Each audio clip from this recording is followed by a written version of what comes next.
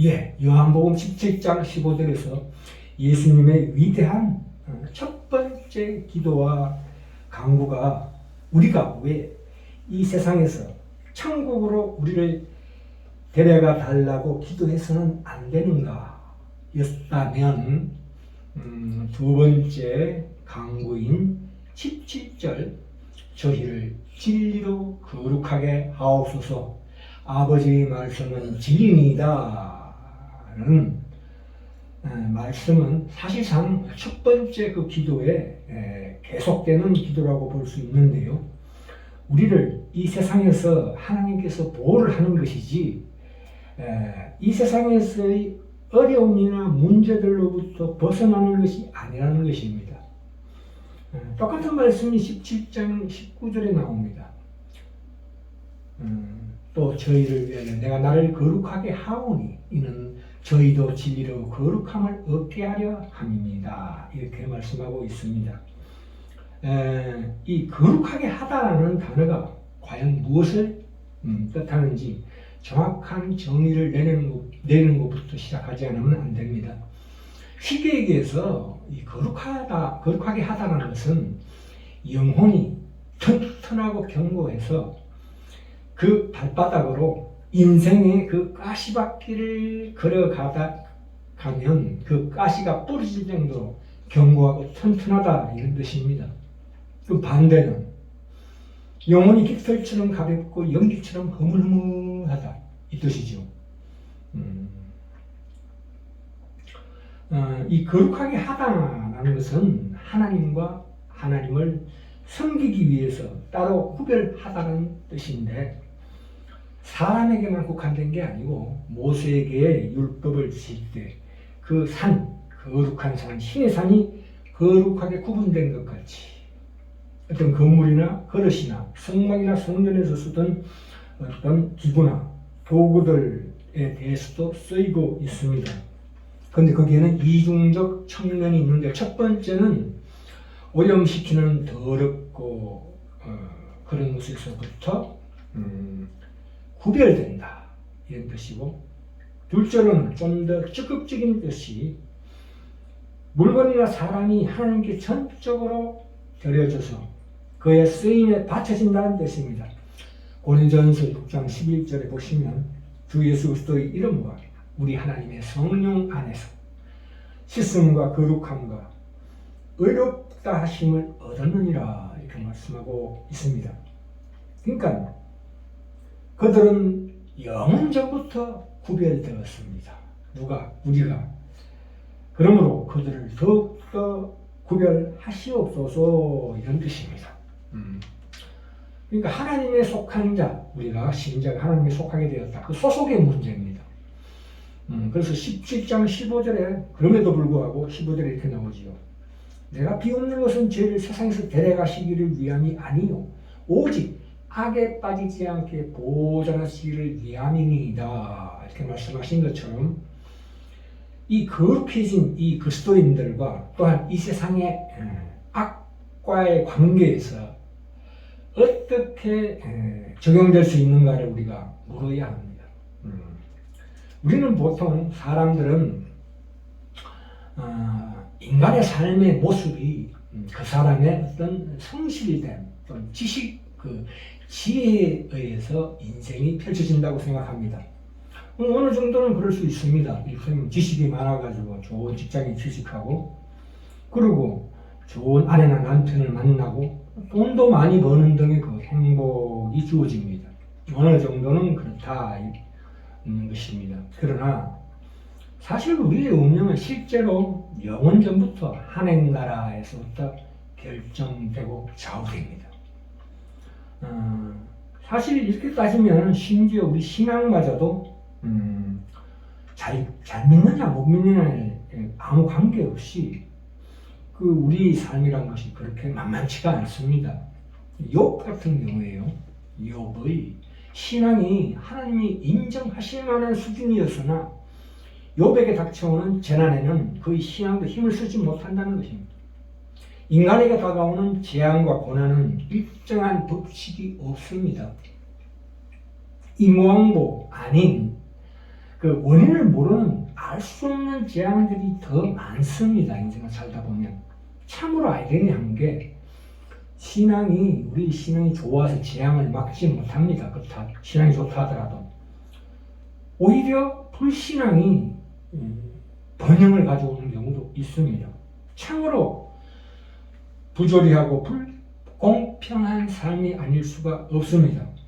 여기에 대해서 시편과 잠언은 참으로 이 인간의 현실, 이 불공평하고 부조리한 인간의 현실을 꿰뚫고 있습니다. 시편이나 잠언에 보시면 하나님이 불공평한 것 같이 보이는 그러한 현실이 말하자면 우리 삶 가운데에서 보이지 않는 세계, 그 하나님의 나라가 침투했기 때문에 이루어지는 그렇게 될 수밖에 없다는 사실을 우리가 깊이 이해해야 합니다.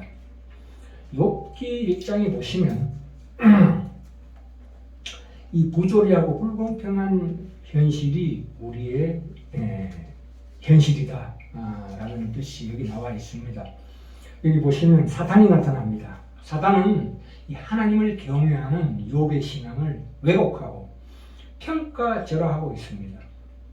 욥이 하나님을 경외하는 이유는 하나님이 엄청난 복을 주시기 때문이다. 만약에 그 복을 걷어가면 욥은 하나님께 반드시 등을 돌리게 되고 하나님을 떠날 위인이다. 말하자면 하나님과 욥 사이에 상거래 관계다. 이렇게 고발합니다. 정죄합니다. 그게 사람의 본성 아닙니까? 욥의 경우도 예외가 아니다. 이렇게 정죄합니다. 그러니까 사람은 결국 환경의 산물이다. 좋은 환경에서 좋은 사람이 나고 나쁜 환경이 되면 나쁜 사람이 되는 것이다. 그게 바로 옛날에 맹모삼천지교, 사람은 태어나면서 오래 보내고 말은 제주도로 보내라는 말과 같이 그 상황과 환경에 의해서 사람은 그의 모습이 결정된다. 그리고 그러므로 하나님과 사람은 참된 사랑의 관계가 불가능하다 하는 것이 마귀가 우리를 정죄하는 근본적인 핵심적인 논리입니다. 그때 하나님은 말씀하십니다. 그래, 진정 그렇다면 한번 욥의 진정성이 드러나도록 한번 해봐라. 그의 재산을 몰수하고 그의 몸을 쳐봐라. 그러니까 욥의 외적 환경이 저주를 받으면 하나님을 저주하는가 보자. 이 사단은 사람을 사람으로 보지 않고 동물 수준으로 본다는 뜻입니다. 우리가 하나님을 믿는 이 자유라는 것은 따지고 보면 방종이 아닙니다. 우리에게 주신 하나님의 자유라는 것은 어떤 절제와 그 목적이 있는 책임 있는 행동을 의미합니다. 이 자유라는 것은 진정한 자유는 환경이 그러할지라도 환경에 의해서 부수지지 않는 동물을 넘어서는 인간됨의 모습을 보여줘야 한다. 이런 뜻입니다. 동물들은 배가 고프면 무조건 먹고 봅니다. 잡아먹고 봅니다. 어떤 경우라도. 그러나 사람은 아무리 배가 고파도 남의 것을 훔치지 않고 또한 먹지 않습니다. 이게 바로 인간이 동물을 넘어서는 자유입니다. 그런데 여기서 하나님께서 욥에게 승부를 겁니다. 그러니까 욥이 만약에 이 시험에서 패배하면 그것은 바로 하나님의 패배로 직결되는 것입니다. 하나님은 욥과 자기 자신을 하나의 고리로 엮어버립니다. 이 욥의 믿음이 중요한 이유는 욥이 패배한다면 하나님의 패배로 이어지기 때문입니다. 보이는 세계의 패배가 보이지 않는 세계의 패배로 이어진다는 뜻입니다. 그러나 욥의 믿음의 승리는 그렇게 쉽게 되지 않습니다. 그렇죠? 어제만 해도 동방 최고의 갑부가 쫄딱 망해가지고 길거리에 나앉게 됩니다. 뿐만 아니라 그 자녀들도 7명의 아들과 3명의 딸이 다 죽습니다. 그 욥이 왜 이렇게 절망하는가를 우리가 이해해야 합니다. 왜냐하면 그 당시에 욥이 그 절망의 사이즈가 타의 추종을 불허합니다. 7,000마리 양이 있었고 3,000마리 낙타가 있었고 5,000마리 소가 있었고 500마리의 나귀, 수많은 하인들, 거기다가 아들과 딸 10명이 다 죽습니다. 뿐만 아니라 욥 자신도 온몸이 엉망진창이 되고 많은 재앙을 만납니다. 그리하여 그의 친구들도 그에게서 등을 돌리게 됩니다. 비극이죠. 신앙이 있는 자의 비극입니다. 그래서 왜 나입니까? 욥이 묻습니다. 내가 뭘 잘못했습니까? 저 다른 사람들은 저렇게 악질로 살아도 괜찮은데 왜 내가 이런 재앙의 주인공이어야 하는가? 이렇게 하나님께 묻습니다. 왜 하나님은 나에게 등을 돌리고 나를 외면하십니까? 그토록 사랑하는 가족의 죽음, 모든 재산의 상실, 욥의 건강에 그 잘못된 모든 것들 참 견디기 힘듭니다. 하나님을 신뢰하는 것은 과연 무엇인가? 욥이 성경의 인물들 가운데 가장 그 마음속에 그 고통과 절망을 하나님께 적나라하게 퍼부은 사람입니다. 그토록 자기 고통을 시리도록 아프게 하나님께 쏟아놓습니다. 그러나 욥은 끝내 하나님을 떠나지 않습니다. 도저히 납득이 되지 않는 이 부조리의 현실을 믿음으로 견딥니다. 견딘다는 것이 참으로 참 그게 개긴다고 봐야 합니다. 그러니까 이 땅에서의 법칙은 욥의 친구들이 얘기한 것처럼 어떤 인과응보나 사필 규정으로 귀결되지 않는다는 거죠. 우리 오늘날 현대의 사람들은 본능적으로 선한 사람들은 상을 받고 악한 자들은 벌을 받는다고 기대합니다. 그래서 우리가 소설이나 영화도 반드시 정의가 끝내 이기고 악한 자들이 망하는 세계를 많이 그리고 있습니다. 악한 자가 고통을 당해야 한다는 이 인과응보라는 이 기대에 틀리게 이 세계는 참으로 부조리합니다.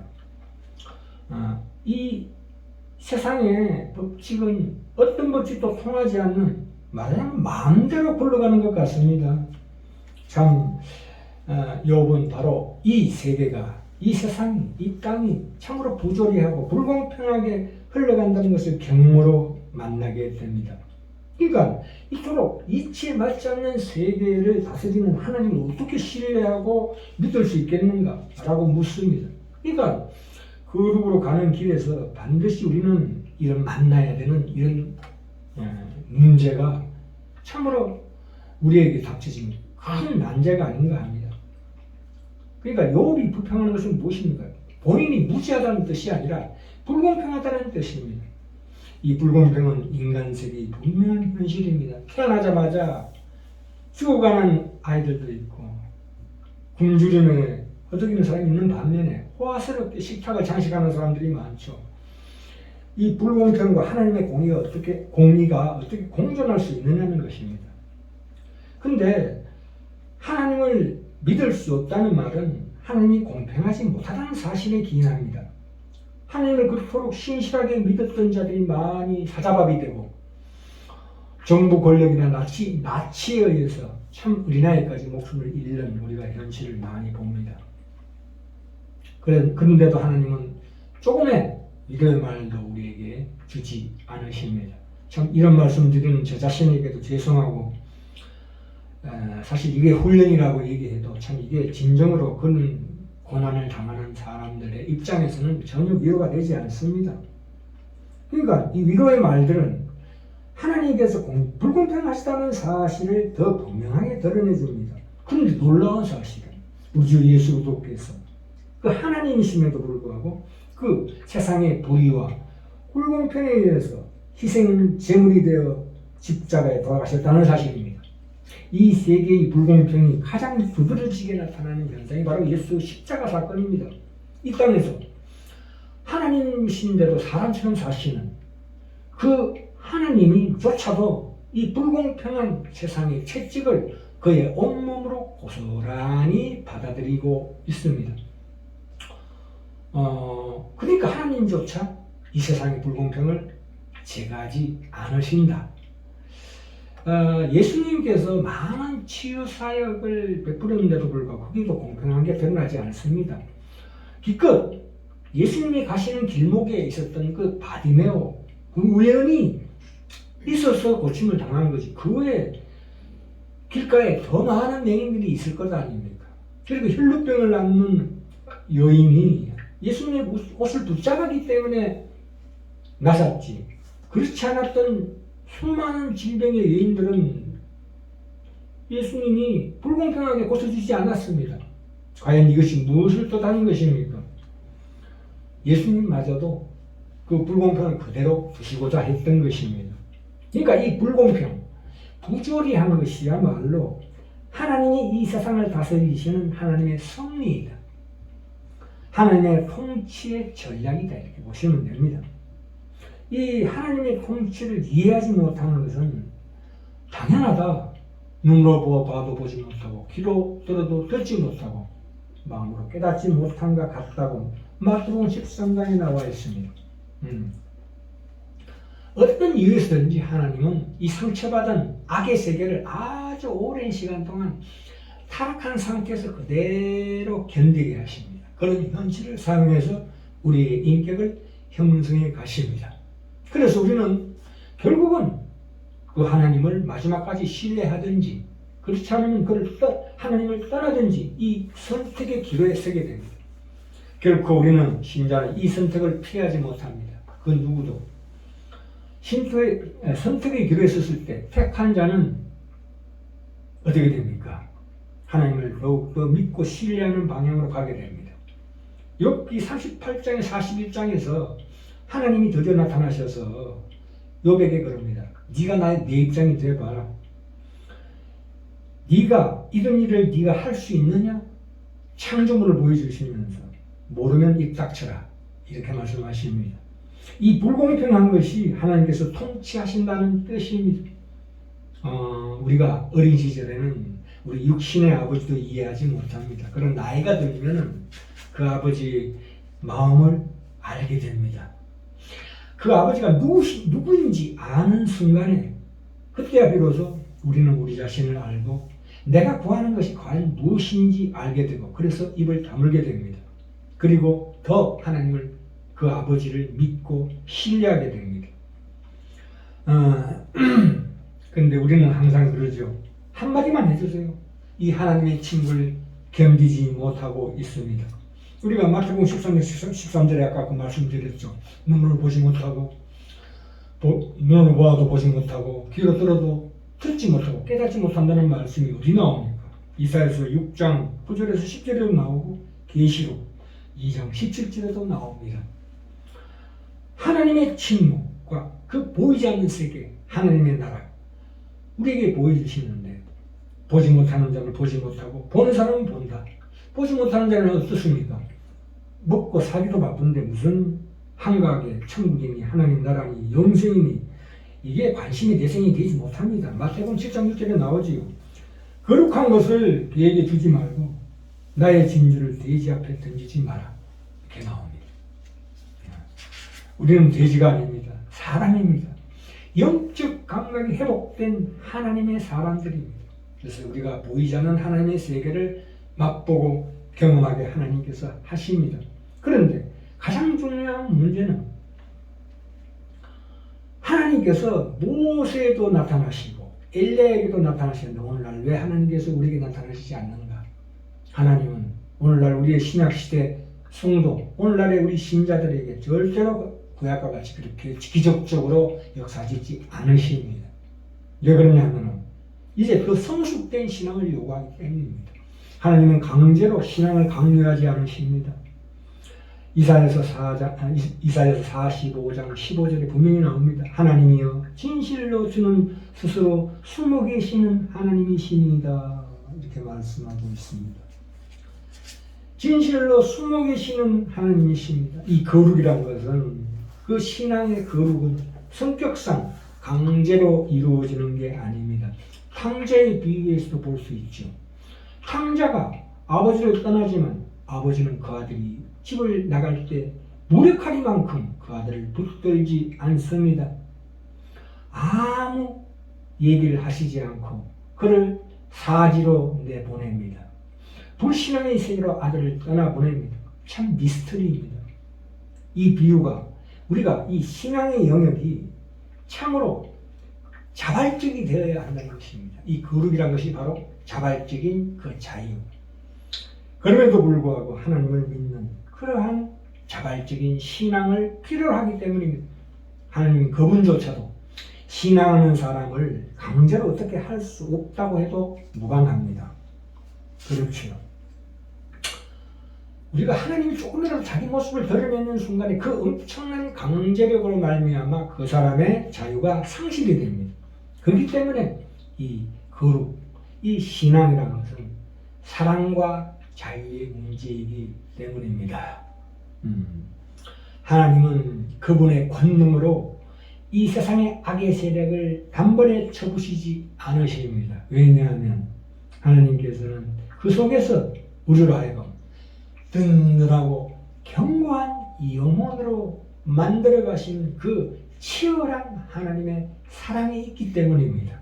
우리가 이 사실을 분명히 명심해서 우리가 이 세상을 살아갈 때에 그 하나님의 놀라운 권능, 하나님께서 숨어 계시는 그 환경에서만 그 진가를 드러내는 그 거룩에 대한 갈망을 가지시고 이 땅에 어떠한 고난과 시련에 가시밭길이 있다 할지라도 그 튼튼해지는 영혼의 발바닥으로 그 가시를 부러뜨릴 수 있는 그러한 강한 믿음을 가지시길 바랍니다.